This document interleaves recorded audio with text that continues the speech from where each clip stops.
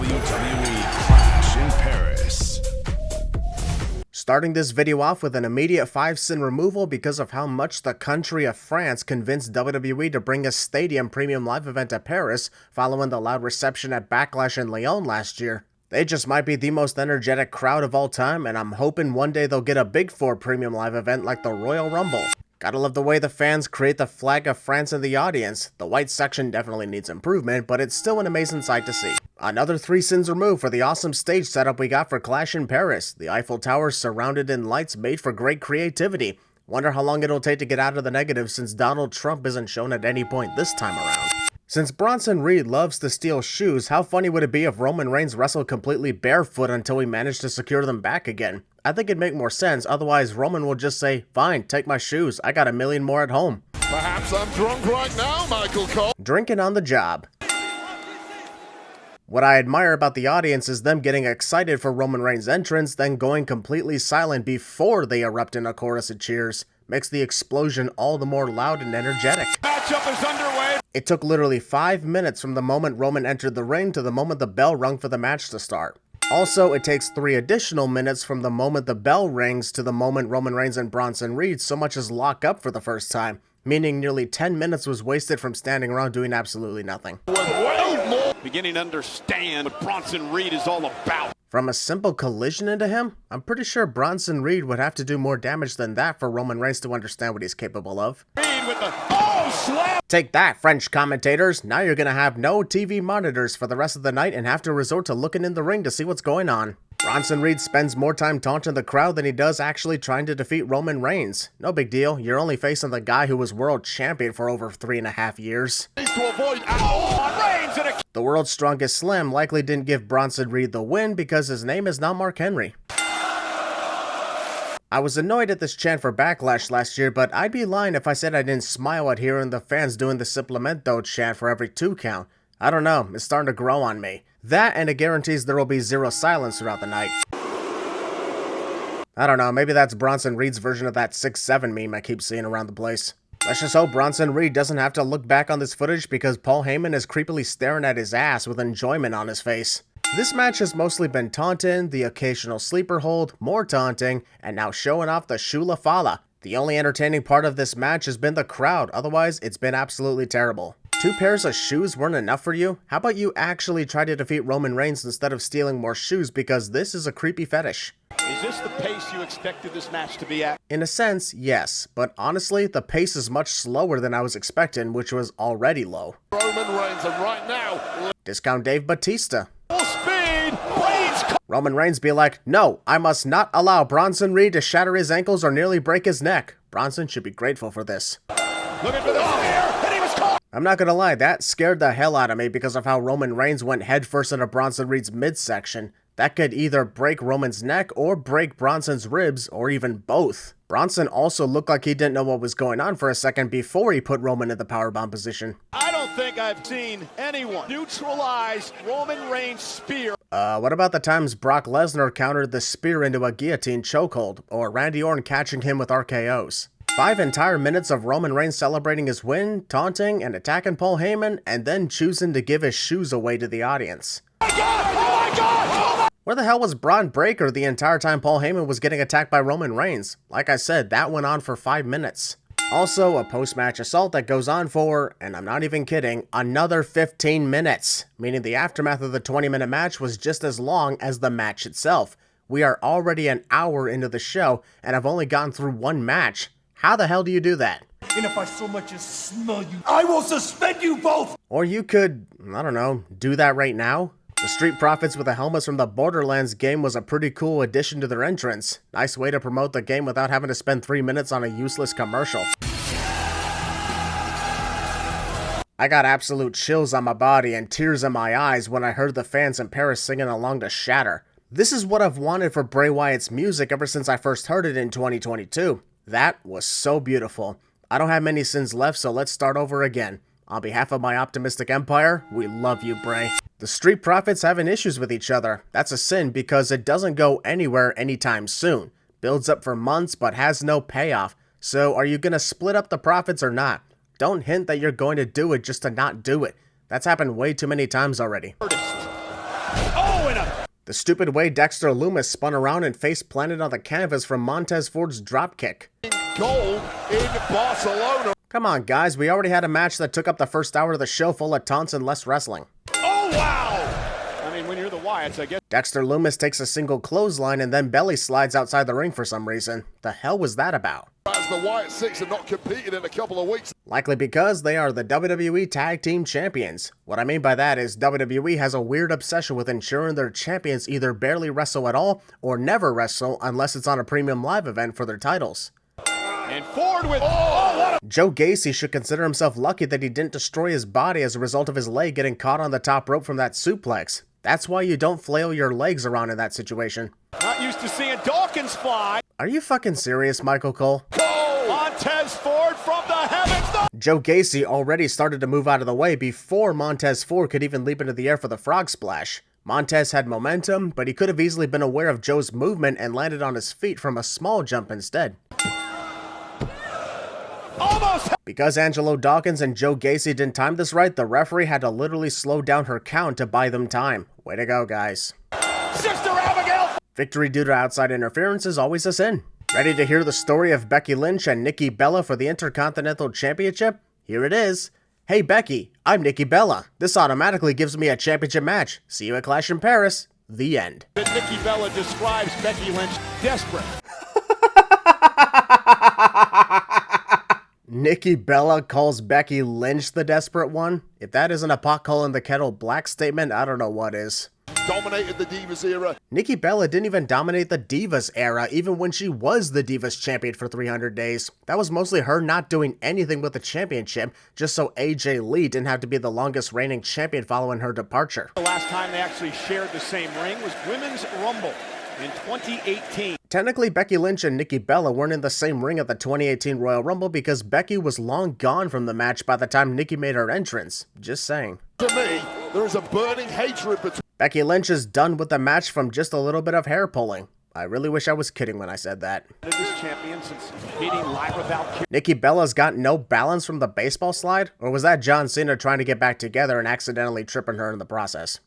Inexperience or perhaps just ring rust. I wouldn't say it is ring rust because Nikki Bella has competed a number of times already this year. If she has ring rust, why is she being given a championship match? The cover, hook to the leg, and a kick out. Nikki Bella clearly kicked out at 1. I think the referee continued the pinfall at 2 just so we could hear the crowd chanting again. Table and out, bouncing back. The Ow My Hands Marathon. Corner to Becky. Nikki Bella looked back, saw that Becky Lynch was out of position, and still tried to connect a flying kick. I don't know if I even want to watch this match anymore. Even the fans know that Nikki Bella shouldn't be in this position due to her constant botches in the match, as well as being granted a title match simply because. This isn't working out, guys. This is the fearless lock. In other words, it's the I Miss John Cena lock. Underneath the now manhandle slam. Copyright infringement. We are nearly 2 hours into the show and have 3 more matches left, so that means we are going to show you something you already witnessed throughout the literal first hour of the event in different languages. This is a little weird for me to say, but had it not been for Naomi's pregnancy canceling the scheduled match with Stephanie Vaquer tonight, Sheamus vs. Rusev in a Donnybrook match would literally not be existing tonight. But thankfully, there is no reason to feel guilty on removing a sin because it's a happy occasion for Naomi to be pregnant and a happy occasion for Sheamus and Rusev to get a PLE match in Europe. Rusev's non-pyro, this time not involving the dropping of the Russian flag like it did 10 years ago. It's fight night! Michael Cole trying to be Pat McAfee by yelling it's fight night doesn't hit the same as when Pat does it. Hell, it doesn't even hit the same when Pat does it. Kicked you out of the League of Nations. Best thing that ever happened to me. Wade Barrett being kicked out of the League of Nations and subsequently retiring from professional wrestling itself was apparently the best thing that ever happened to him. That's just fucking sad, yet not entirely a lie. We teamed up at WrestleMania in 2016. Wade, you did not compete at WrestleMania 32. I know this because I was there. The League of Nations did defeat the New Day, but you were only a spectator at ringside. I had to break up a fight in the gorilla position. Wade Barrett was somehow at All in London in 2016. No father time. No! Honestly, in WWE, you could set up barbed wire, thumbtacks, flamethrowers, and dildos all over the ringside area, and the wrestlers would still choose to hunt for kendo sticks. Yes, I know, I heard what I said. I said flamethrowers. Oh, Rusev completely sucking in Sheamus there. He did what now? Perfectly legal in 10 beats of the copyright infringement. And no, that doesn't mean I'm going to add 10 cents to that. It's just the phrase. Rusev exposing the turnbuckle. Haha, you failed. You mentioned earlier you felt like Rusev be like, no, I can't listen to the Rusev Day chants. It will get me over with the company, which ultimately ends with Lana making out with Bobby Lashley again. I left AEW to make sure that never happened again. They really turned a bar into the prime hydration station? Well, that's just lame. It doesn't fit the theme of the match. Top rope and Rusev. Seriously? Sheamus saw Rusev holding a kendo stick and still chose to jump after him? It's not exactly easy to hide the weapon given its length. I do give props to Sheamus for attempting a top rope risk at this stage of his career, but it was still an incredibly stupid thing to do. We've seen wrestlers crash through tables, and now we've seen them crash through the bar table. That was deadly and dangerous for sure, but frickin' awesome at the same time. White lies. White noise. But also removing 5 sins for the white noise through the tables from the top of the barrels. Can't get any more Irish pub fighting than this, and it was a splendid idea for this match to be on the match card tonight. This indeed was awesome. Even better was the fact that Rusev is the one who wins this match. By now we expect Sheamus to dominate and win in these type of matches, so to see him literally tap out, a rare occasion to behold in Sheamus' career by the way, was a huge shocker. What a moment. This match simply exists because WWE already booked John Cena for the Clash in Paris event and Brock Lesnar fucked off like he always does. Much as it's a great encounter between John Cena and Logan Paul, its existence gets 5 sins for being inconsistent with ongoing storylines, as Logan Paul was feuding with Randy Orton and Jelly Roll, while John Cena still awaits a match with Brock Lesnar following SummerSlam. For any of my fans who can't speak French, I got your back. The signs say, Logan Paul cooks a perfect steak on the grill. I honestly didn't know these fans cared about Logan Paul's cooking skills, but I guess they do. Hearing the fans sing along to John Cena's entrance theme is nothing short of pure magic. What an amazing reception. Well, here's a man who's disrespected everyone in WWE. And John Cena didn't this year? Cena has to stay away from that titanium-loaded... Michael Cole is talking about how John Cena needs to stay away from Logan Paul's titanium-loaded right hand, while John Cena is currently getting his midsection attacked by Logan Paul's titanium-loaded right hand. You got the worst timing, Michael. Logan Paul underestimated the greatest of all time by showing off to the fans in the corner. If you're a WWE fan or have a grasp of what wrestling is, then you should know all about Super Cena. He had one of the longest United States Championships reign. Being a champion for nearly 300 days isn't as impressive when you've only successfully defended the championship twice in those 300 days. Once at the Royal Rumble, and once at WrestleMania. After that, Logan Paul didn't defend until SummerSlam. Even Brock Lesnar and Roman Reigns defended their titles faster than that. The crowd was cheering Cena. A majority of this match is Michael Cole whining about how Logan Paul eggs on his haters, which in turn is giving Logan exactly what he wants. Man, Logan Paul really knows how to piss everyone off and succeed as a result. He's got Michael Cole throwing tantrums all night long. The amount of strength here, delivering, and I don't think we've seen Logan do that before. Wrestler hits an impressive move and the commentators claim to have never seen that before, even though that's bullshit cliche. Man, the fans are just awesome. What more can you say about them? This has been a fun night with so much energy. Cena's starting to build some momentum. Funny how Logan Paul claims to know John Cena and scouted his career, yet he couldn't see the signature shoulder tackles coming. I had a feeling he was bluffing. Now Paul, bang! The pole shot lariat unfortunately suffered from Logan Paul hesitating and John Cena watching the entire time without countering, so that's a double sin. Very unfortunate. Logan Paul must have heard about AJ Lee planning to return to WWE and got excited by locking in the Black Widow. John Cena has been trying to hit as many moves from his opponents as possible lately, so if I had to guess, he's trying to connect the waistline to shout out Wade Barrett at the announce desk. I think the bullhammer would be the better move to utilize. Whoever that asshole is with the green laser shining on the wrestlers. Oh, what a move by Paul! For John Cena's case, he's connecting moves of his rivals over the years. For Logan Paul, I'm guessing he's connecting moves of wrestlers he wants to face, like Dolph Ziggler for example with the zigzag. That's a nice way to look at it, but it doesn't hit as good as John's reasoning. And got caught in that slingshot lariat. I know that Baron Corbin is no longer in WWE, but Michael Cole blatantly ignoring the fact that John Cena used the end of days pissed me off. It's only one of the few finishers remaining that's actually protected on a full-time basis. Go and out. Logan Paul commits copy site infringement, but I'm more shocked that even John Cena falls for his own shoulder tackles after all these years. John got caught. Oh, no, he didn't. But geez. Cena, you gotta be kidding. John Cena connecting a Hurricane Rana and a Sunset Flip Powerbomb was awesome. Truthfully, his entire retirement tour should have been banger matches one after the other without the need of turning heel or needing storylines, similar to that of his US title open challenges 10 years ago. And a second pull, John Cena, who gets... Very unfortunate that the term finisher doesn't exist in professional wrestling anymore. Logan Paul survived 3 attitude adjustments while John Cena survived the 1 lucky shot and multiple Paul from Graces.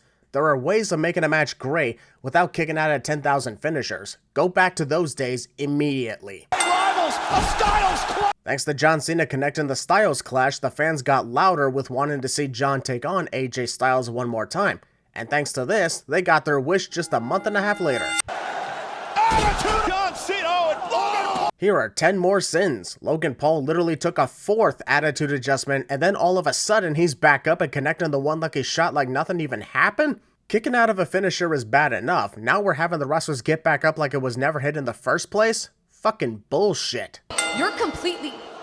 Seth Rollins is not even trying to hide the fact that he's got backup ready to assist him tonight even after the Vision got ejected from the arena. Adam Pearce should have appeared and told Seth that nobody will interfere on his behalf or risk termination. This was a cute and funny video package with the black and white graphics and the music playing. Always good to make the video packages entertaining. Just like Backlash last year, Jey Uso has an epic entrance with a French crowd. You'll love to see it. Unless you're a chronically online hater who's still mad about the Royal Rumble win instead of moving on with your life. LA Knight quickly activated his music so that Jey Uso would not perform another encore of his entrance and to ensure I don't have to restart my intro music. Another 2 sins removed for the amazing entrance of CM Punk with the audience singing along in perfect unison. See what happens when you stop the music at the perfect moment? So fucking beautiful. I'll take off another 4 sins because we had 4 excellent entrances with the energetic crowd. Yeeting for Jey Uso, cheering loudly for LA Knight, singing for CM Punk, and harmonizing for Seth Rollins. I think I can see why WWE put this Fatal 4-Way match together. Animosity that was running through the... We interrupt Clash in Paris to bring you Survivor Series 2009 when Shawn Michaels hit the sweet chin music on Triple H in front of a shocked John Cena.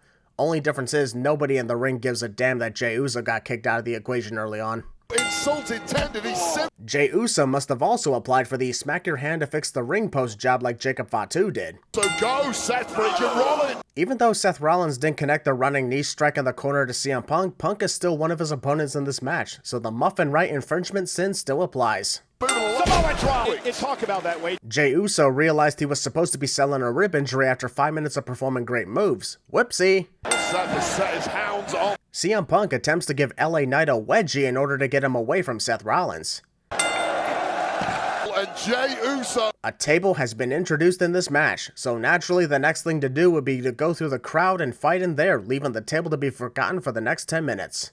Frog splash, and Jey somehow kicks out it. Jey Uso kicking out of a frog splash qualifies as somehow kicks out for some reason. After all the actual finisher kickouts we've seen lately, I don't think the term somehow makes sense for regular kickouts. That's what it sounds like. Monologuing is a villain's greatest weakness. I'm shocked LA Knight didn't pull a Thor and hilariously say, "You talk too much." Yeah. Rake of the eye. Actually, that looked more like Seth Rollins had CM Punk by the nose and ripped at his nostrils. In this case, the got your nose joke doesn't work because that actually hurts. Punk's ribbon. Haha, the table only half broke. Top rope for Knight. Oh, no. Poor LA Knight looked for a great moment by crushing Seth Rollins through a table and ends up pulling a Shane McMahon instead by destroying himself. Thankfully, without climbing to the top of Hell in a Cell. Seth. Oh. Seth Rollins goes for the Phoenix Splash and never connects it cliche. CM Punk has been feuding with Seth Rollins for the better part of 2 years and even lost the WWE World Heavyweight Championship in 5 minutes thanks to Seth. Now that he has Seth where he wants him, he wastes time by savoring the moment. That's when he deserved to lose. Becky Lynch aligning herself with a Vision and her husband was a nice change of pace for her career. Fans figured someone would interfere and join the Vision, but hardly anyone thought it'd be Becky as we already saw her tonight. Nice reveal.